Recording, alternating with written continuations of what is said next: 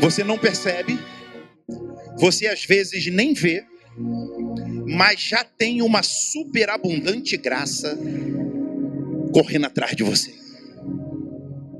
2 Coríntios capítulo 9, versículo 8. O Senhor me fez lembrar aqui, quando Ele me ajudou e me capacitou para me dar o primeiro carro. Eu estava numa reunião de oração. E no meio da oração, o Espírito Santo falou para mim: dá o carro tal para o pastor Marcos.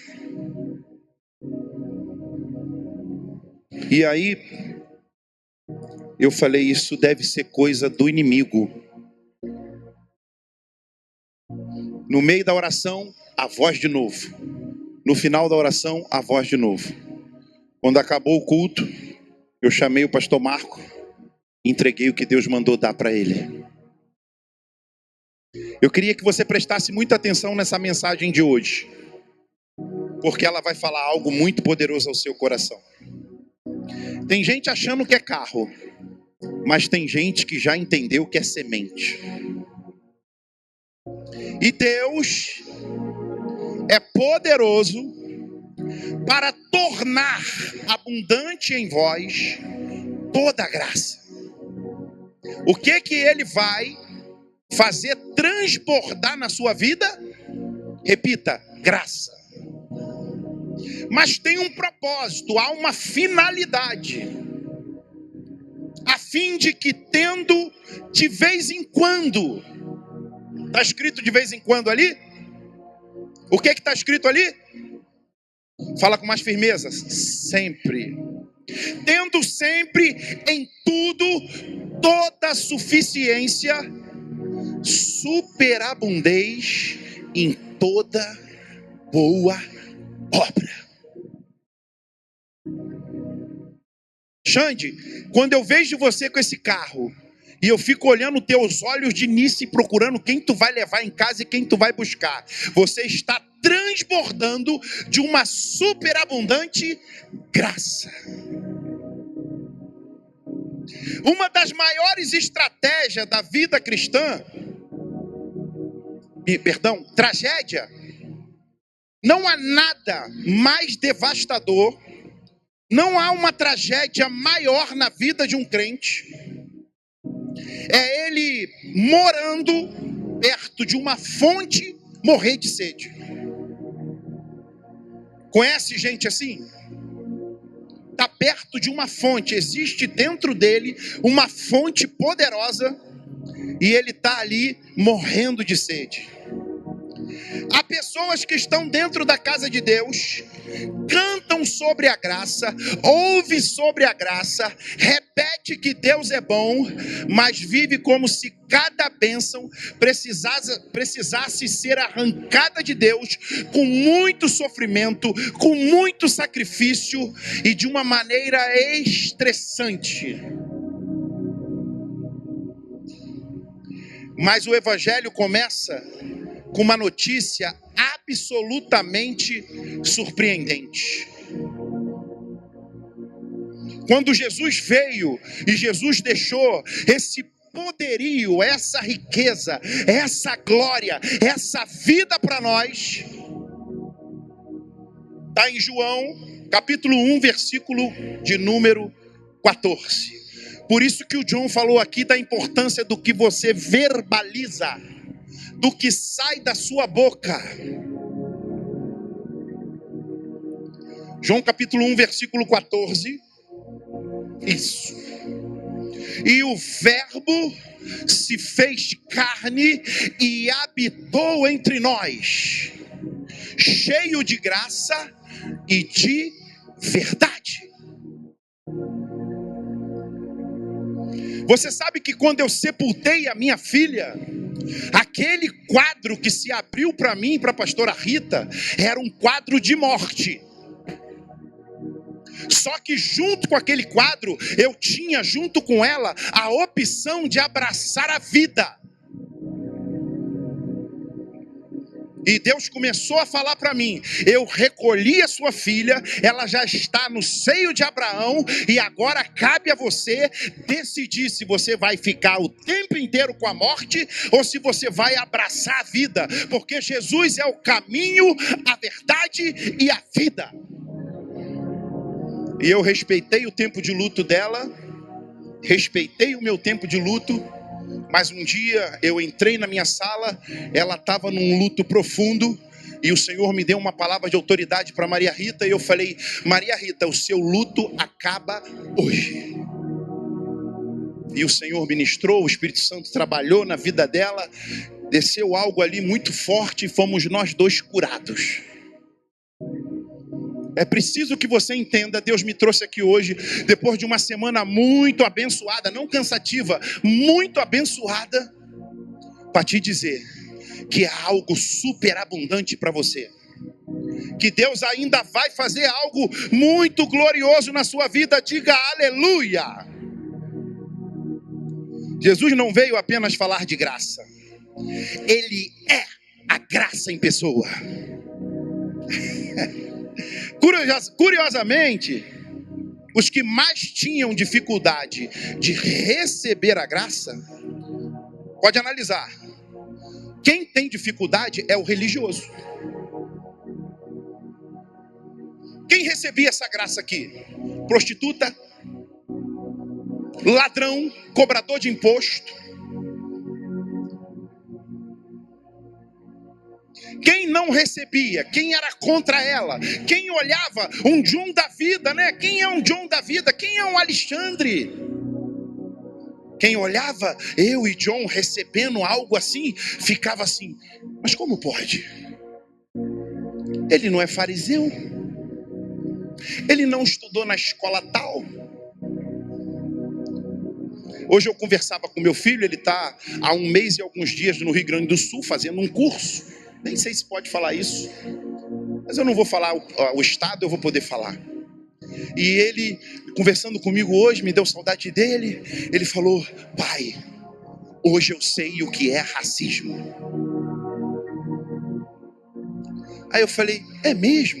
Ele falou: é. Aqui os pais trabalham para as filhas não se casar com pessoas igual o senhor. Eu falei: por quê? Porque aqui o senhor é negro. Aí eu falei: pô, eu sou negro? Aí eu fui dando corda para ele, fui dando corda para ele, fui dando corda para ele. E aqui, a minha saudosa sogra, porque eu era um péssimo caminho na época, eu falei: eu sei do que você está falando. Porque quando a minha sogra não era convertida, na cabeça dela, eu era um problema para a filha dela. E era mesmo. E sabe o que eu disse para ele? Aí, não é só no sul. Aqui no Rio de Janeiro, no Curicica, tem gente com essa lepra.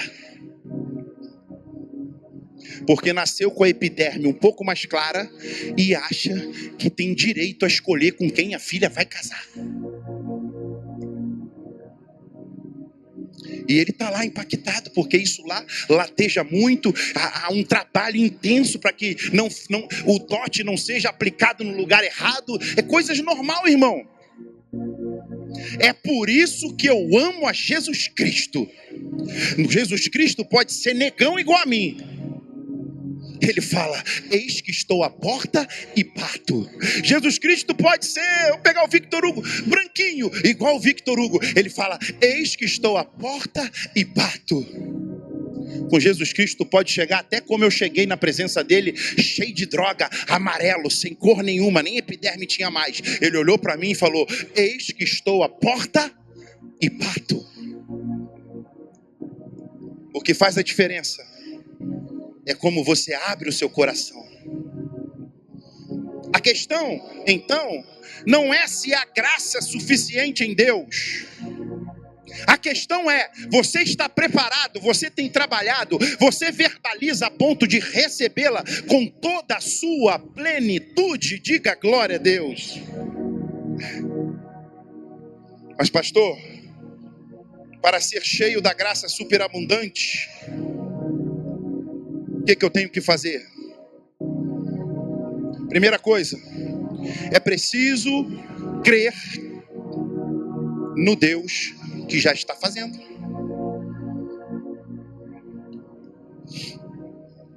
Que isso, pastor?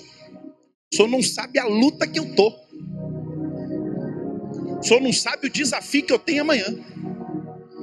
O senhor está falando isso porque cortaram a minha luz ontem, não a sua. O senhor está dizendo isso porque o senhor não está igual a mim na pauta há 6 meses e não vendi um apartamento. O senhor está aqui no púlpito falando isso porque o senhor está tranquilão, pastor. Olha para o seu irmão com muita elegância e fala: inocente.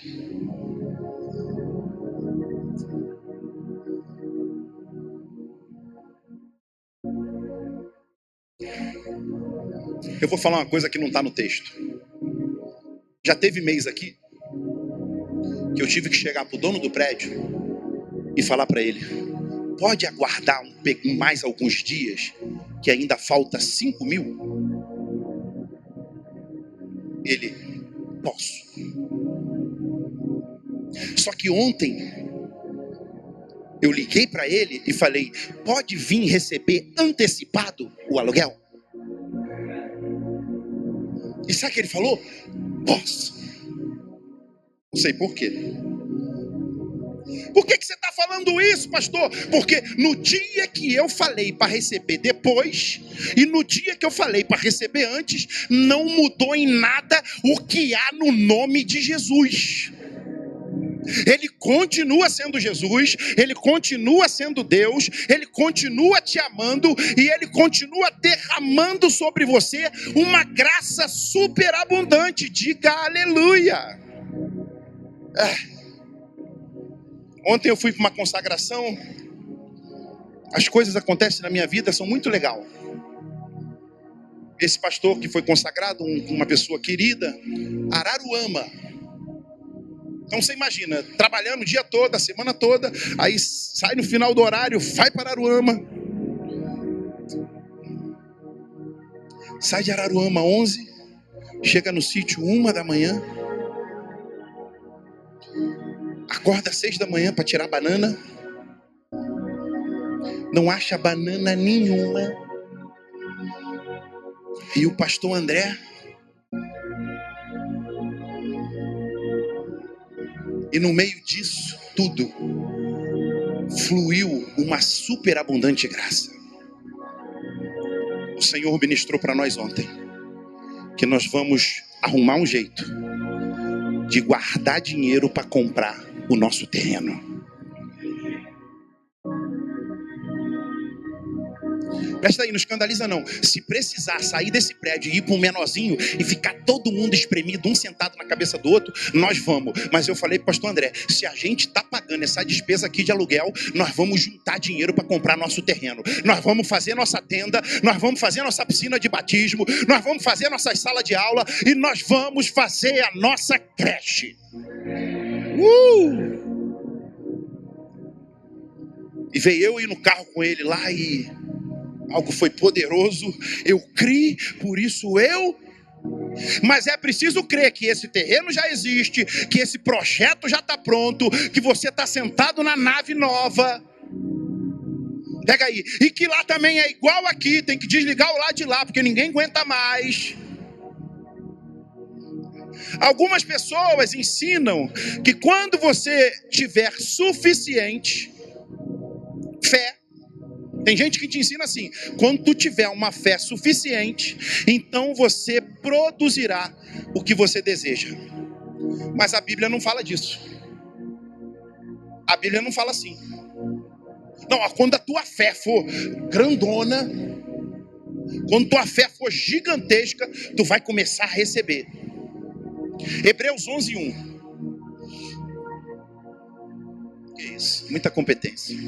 Ele consegue botar um negócio sem mexer no braço. A fé é o firme fundamento, ou seja, a pessoa que age em fé com Deus, ela tem fundamento, ela não se move por qualquer coisa, não é qualquer vento que tira ela da posição. Pega aí, minha irmã. A fé é o firme fundamento das coisas que se esperam e a prova das coisas que não se vê. Nós esperamos o terreno, mas eu ainda não consigo ver ele, não passei em frente a ele ainda, mas ele já existe. Pega aí, você que quer casar, você ainda não viu a sua noiva, mas ela já existe. E o seu marido também, eu posso ouvir um aleluia? Os caminhos de Deus são caminhos de fé. A fé bíblica não é uma força mental.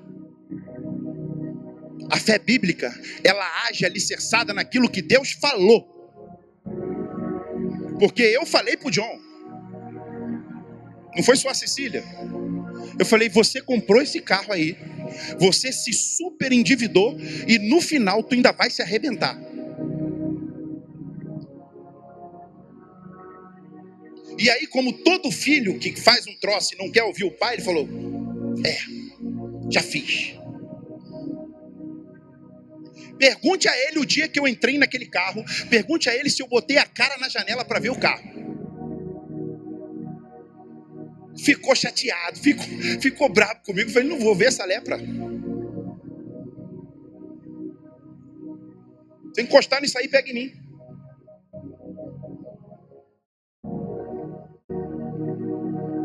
Depois de muito orar, depois de falar, Espírito Santo, ele é sensível, ele é cheio da graça. Aí ele entendeu e se desfez do carro. Sabe o que está na Bíblia? É melhor obedecer do que sacrificar.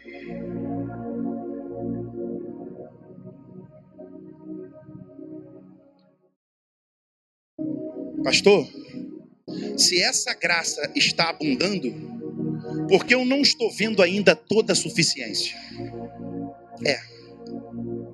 Você ainda não está vendo, mas ela já existe. Você ainda não fez aquela venda poderosa, mas ela já existe. Eu estou preparando meu testemunho para a reunião dos empresários, que vai ser lá no Torão.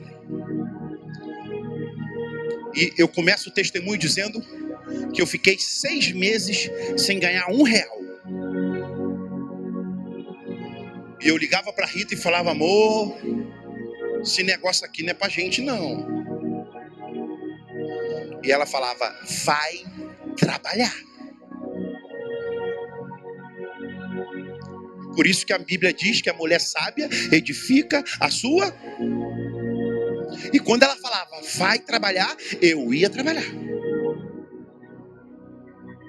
1 mês, 2 meses, 3 meses já. Você falava, isso aqui é loucura. Parece eu não sabia o que é a bolsa de Wall Street. Isso aqui é igual um monte de gente, um monte de mesa, todo mundo falando, cada um na sua mesa. Um quer comer o fígado do outro. Porque hoje tem salão de venda aí, é suave. No meu tempo, o cara descia por orelhão, fingia que era cliente e tirava da vez para ele entrar na vez. Hoje é suave. No meu tempo tinha a irmã Edna, minha professora, que olhava na cara dos homens e falava, vocês são tudo calça frouxa, quem vende sou eu.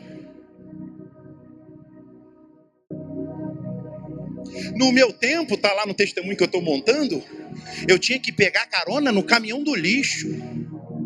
Porque eu já tinha andado do Carrefour até o Jardim Oceânico e para sair da Avenida das Américas, pegando a Rodolfo de Amoedo, para chegar na Sernambetiba, para rasgar até o Alfa, eu não tinha mais perna. E aí, irmão, Deus me deu um mecanismo, já era super abundante graça. Eu fiquei amigo do pessoal da Colurb e andava no caminhão da Colurb para cima e para baixo. O pessoal ria de mim. Só que pega aqui, irmão, Deus vai te entregar algo agora. Primeiro o caminhão do Colurb, sem murmurar. Subia naquele caminhão cantando, trabalhar e orar, na seara e na via do Senhor. Meu desejo é orar, ocupado quero estar, sim, na vinha do Senhor. Quando ele dobrava ali na Praça do Pomar, os garis já sabiam, corretor maluco vai entrar.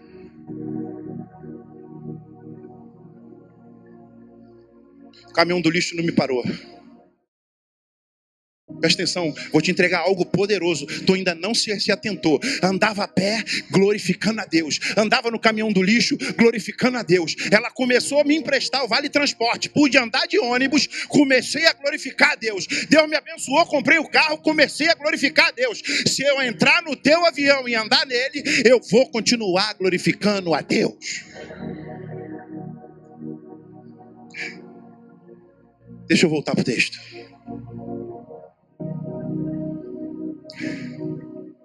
A palavra diz sempre, em tudo, toda suficiência. 2 Coríntios capítulo 9, versículo 7.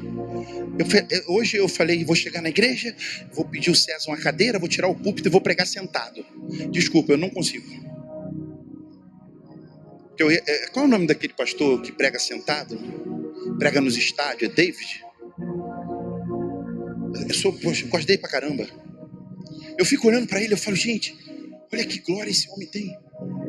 Ele prega para um estádio fechado, sentado, numa cadeirinha. Eu vou tentar semana que vem, posso ouvir um amém?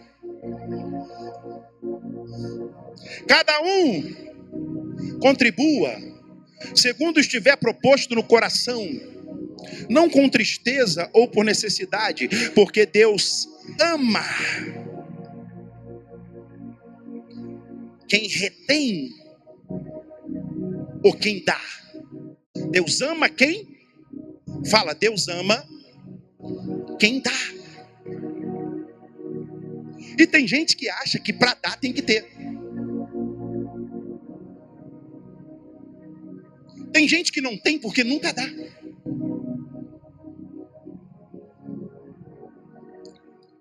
Eu tive um professor na escola Rema. E ele foi para a África do Sul fazer a escola Rema lá, 4 anos. Quando Deus falou para ele ir, ele, a mulher, 2 filhos, aí veio aquela vozinha no ouvido dele. Pega toda a tua casa, pega os irmãos da igreja e dá tudo. E viaja sem nada. É um processo. Senhor, vou falar com a minha esposa, mas tu fala com ela antes. Tá bom. Chamou a pastora Denise. A Denise falou, que ideia maravilhosa. Vamos dar tudo. Deu tudo. Micro-ondas, fogão, geladeira. Aquela como é que fala isso? Fly-by. Me ajuda aí, Vitor. Não, aquela geladeira que abre. Hoje elas têm tela. Tem geladeira hoje que tem tela na... Como? É isso aí. Esse nome aí. Deu tudo, irmão.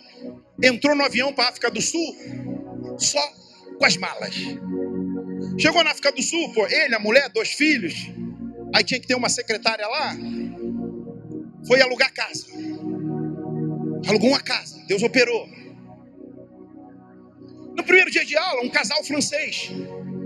Oi, monsieur Fragalé, sou eu.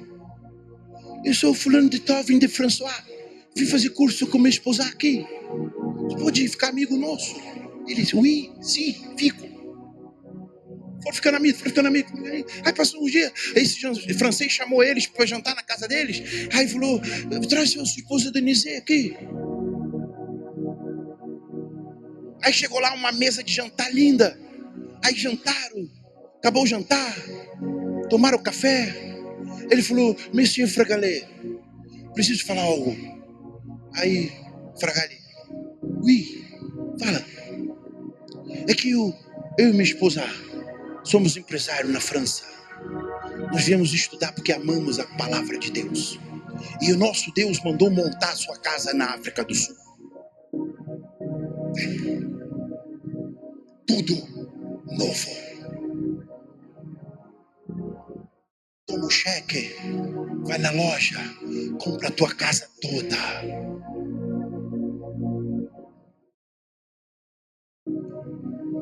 Na Bíblia está escrito aonde abundou o pecado, mas também está escrito que aquele que contribui, segundo o proposto no coração, não com tristeza ou por necessidade, porque Deus ama aquele que dá com alegria. E quando você entra nessa esfera do dar, ela não é o que você pensa, ela não é só carro, ela não é só avião, ela é um bolo de milho que você faz pensando na pessoa. Se tiver alegria, se torna poder. Se tiver vida, se torna autoridade. Pensa você, às vezes a pessoa nem espera, às vezes a pessoa fala assim: ih, rapaz, como é que vai ser amanhã? É por isso que nós temos aprendido a valorizar o tempo de mesa. Esses dias eu fui ver um negócio que eu faço com um amigo meu, e ele não falou assim, mas eu entendi o que ele quis dizer. Eu preciso de um tempo de mesa com o senhor. Vamos tomar um sorvete? Eu falei, vamos. Tomei o sorvete com ele, ficamos ali mó tempão conversando, tivemos um tempo de mesa, o melhor sorvete da minha vida. Luciano, nunca mais tomei um sorvete igual aquele. A graça que está super abundando. Sabe qual é o problema? Tem muita gente que vive assim. Mas eu vou te ensinar. Não diga apenas não tem jeito. Diga a graça.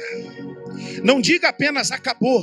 Diga Deus ainda é poderoso. Não diga apenas eu não consigo. Diga o poder de Deus opera em mim. Irmão, talvez você não tenha percebido, mas um dos maiores desafios que eu enfrentei nos últimos 3 anos foi reaprender a andar. Porque quando você tem um aneurisma, a sua locomoção motora, ela é afetada. Então, se tem sido desafiador para mim andar, imagina ir numa academia e levantar um supino.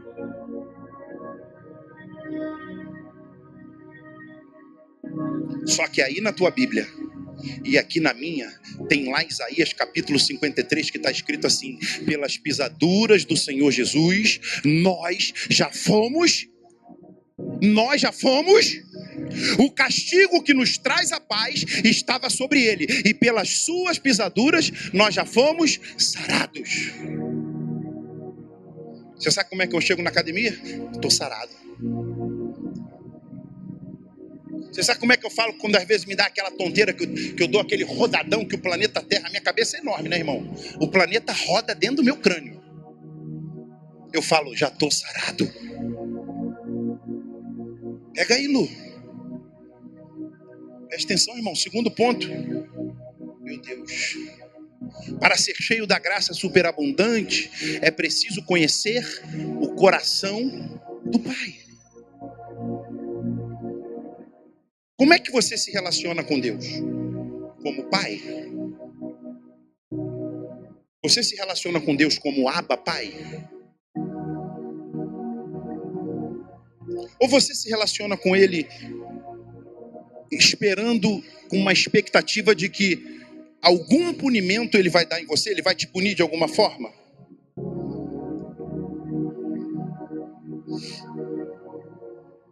A Bíblia fala de uma história de um homem que tinha 2 filhos. E esses 2 filhos falam de 2 tipos de crente. Um foi embora, vendeu tudo. O outro estava na casa, mas não desfrutava de nada. Pensa nisso, Andressa. A Ana mora com você. Acorda, não toma café. Chega na hora do almoço, ela não come aquela comida maravilhosa que eu vejo você postando. Anoitece, ela não janta. Chega na hora de tomar banho à noite, ela fala, não vou usar esse chuveiro porque eu não sou digna. Não sou digna. Não vou usar esse chuveiro. Presta atenção, irmão. Tem gente que ainda se relaciona com Deus dessa forma. Já não sou digno de ser chamado teu filho. Trata-me como um dos teus empregados. Esse aqui é o que saiu, voltou arrependido, mas ainda tinha a mente cauterizada. Não sou digno. Me bota com os empregados. E o outro? O outro estava em casa e não desfrutava de nada. Lucas capítulo 15, versículo 29. Há tantos anos, olha o que ele falou. Há tantos anos que te sirvo, sem jamais transgredir uma ordem tua. Nunca me deste um cabrito sequer, para eu alegrar-me com os meus amigos. É o segundo tipo de filho. Está na casa, mas não come nada, não desfruta de nada, não toma posse de nada. Ele está aqui, irmão, ele mora na fazenda, é tudo dele, 6.500 ovelhas, ele não come um cordeiro. É o que ele está dizendo aqui, ó. Há tantos anos que te sirvo, sem jamais... Outra coisa, ainda é legalista, porque ele diz assim, eu nunca transgredi nada.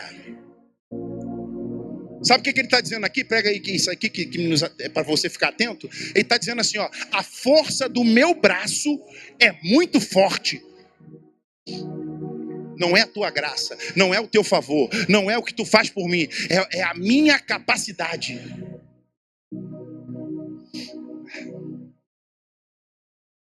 Há tantos anos que eu sirvo e nunca transgredi.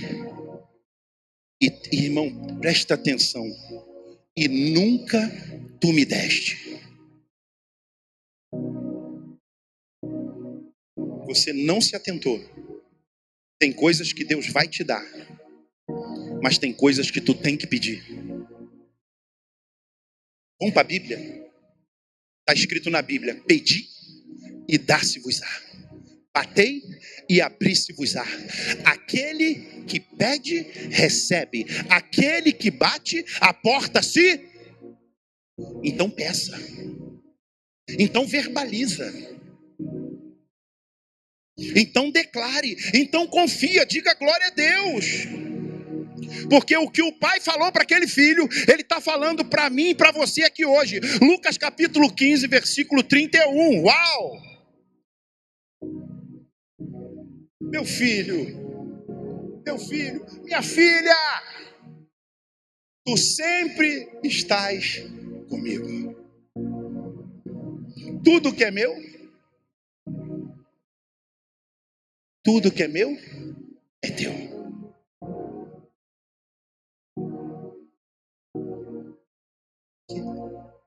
Tudo que é meu, é teu. O céu é teu. A herança de Cristo é tua. A tua dívida foi paga.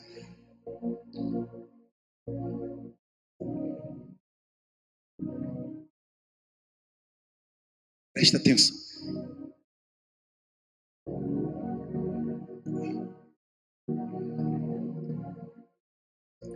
Fica atento. Já estou acabando. Em outras palavras, o pai estava dizendo: você não precisa viver como escravo. Você não precisa mendigar um cabrito. Você estava na minha casa. Você é o meu filho. Tudo que é meu é seu. Tudo que é meu é seu. Deixa eu achar um negócio aqui que vai ser poderoso. Bota no Salmo 23, César.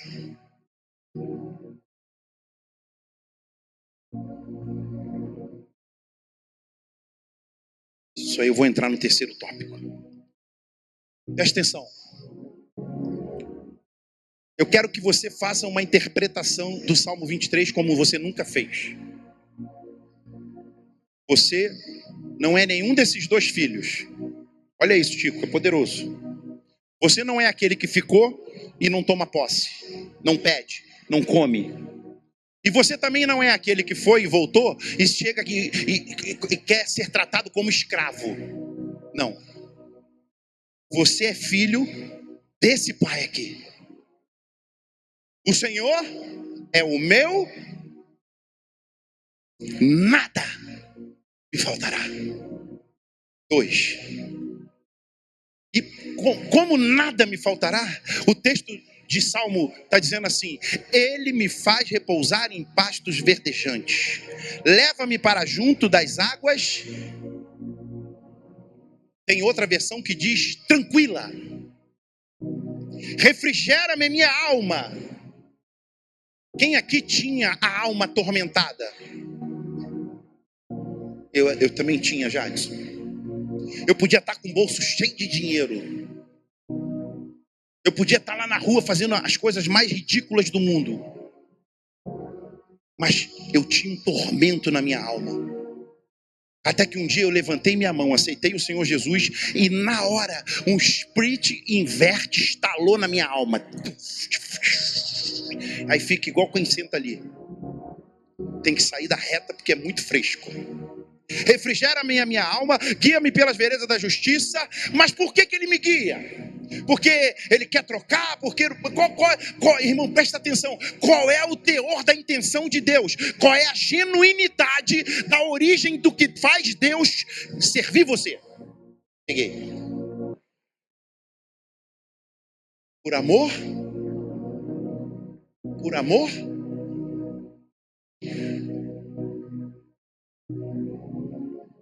Deus te entrega as coisas porque o amor que Ele tem por você é diferenciado. É tão diferenciado que Ele mandou Cristo. 4. Aí vem: ainda que eu ande pelo vale da sombra da morte. Aqui não está dizendo que o César me levou, não. Aqui está dizendo que eu dei bobeira, não me atentei, peguei a rua errada e me arrebentei. Ainda que eu falhe, ainda que eu ande pelo vale da sombra da morte. Vou ser mais cirúrgico. Pequei. E agora?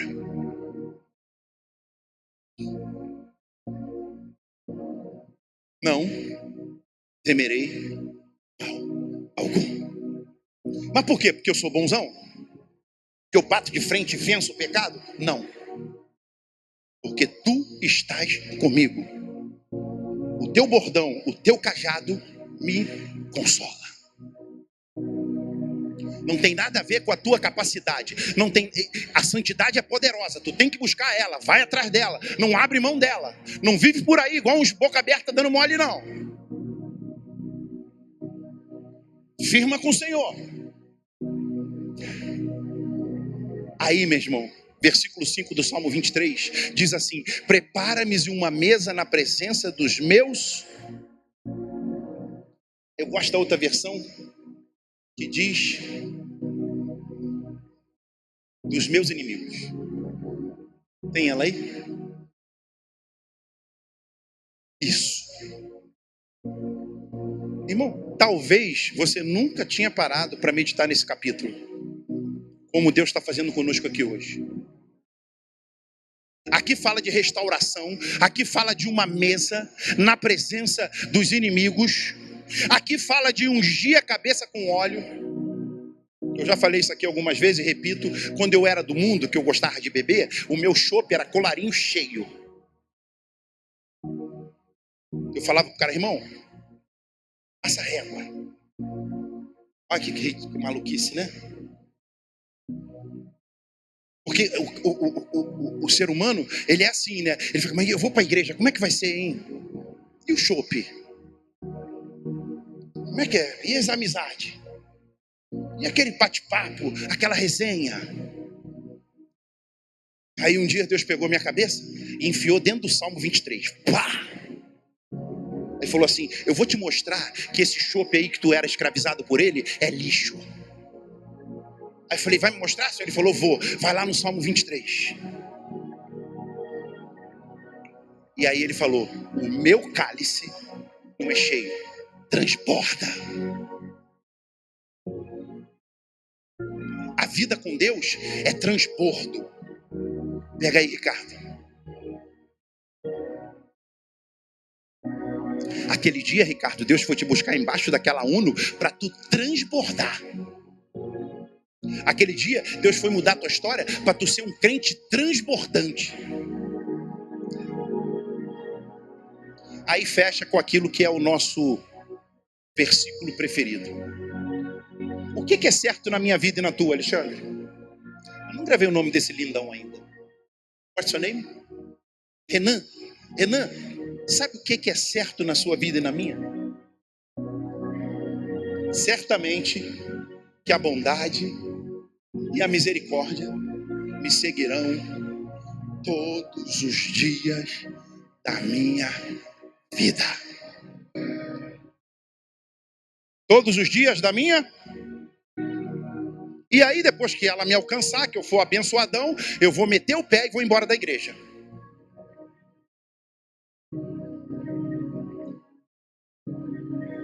E habitarei na casa do Senhor longos dias.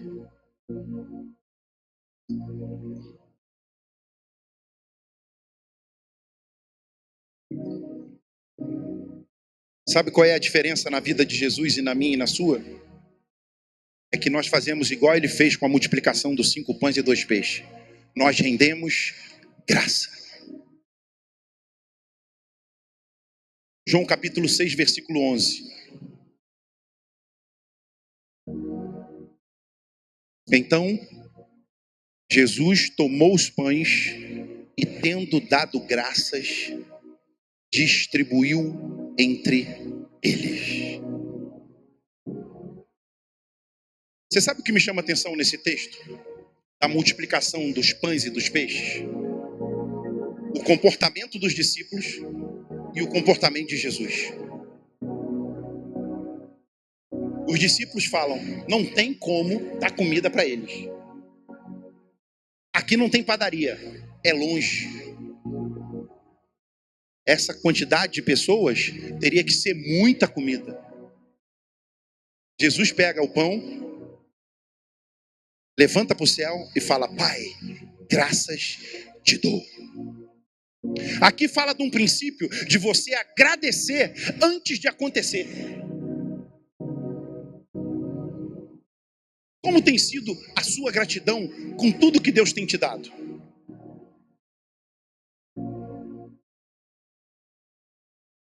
Esses dias eu tomei um puxão. Estou na minha varanda e ali Deus falou comigo. Por que você não desce como você fazia e vai aqui atrás no jardim e fica falando comigo e agradecendo porque o jardim era lindo? Por que você nunca mais veio nessa varanda e falou, Pai, muito obrigado porque essa vista é maravilhosa?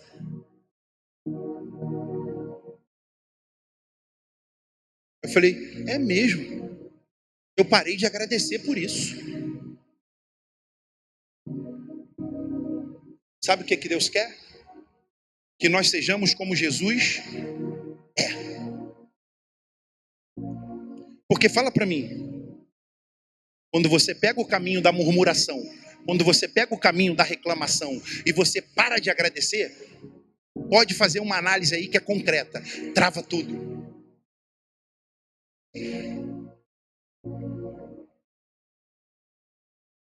E João nos ensina uma coisa. João 6, 23.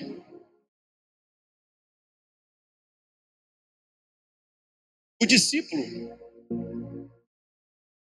que no começo, talvez questionou e falou, não vai ter como alimentar, não tem como, é muita gente. Muda a sua fala. Perto do lugar onde comer um pão, tendo o Senhor dado graça.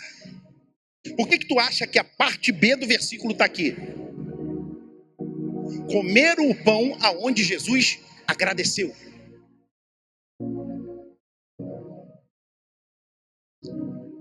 Por que tu acha? Porque João já tinha tido a revelação de que ele faz infinitamente mais. Eu fecho com Efésios capítulo 3, versículo 20.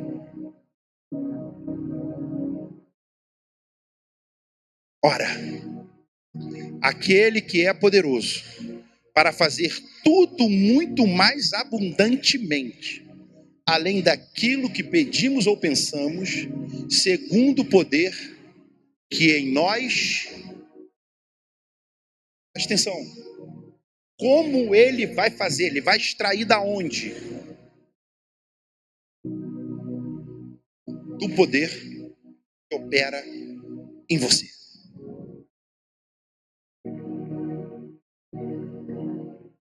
Pastor, mas vou te ser sincero, eu não estou muito poderosa não. Tem dia que a Síria disse. Eu falo, gente, como é que eu vou orar por essa pessoa? Tem dia que me pede para eu orar pelos outros, que eu falo, Senhor, como eu vou orar? Michel, como é que eu vou fazer?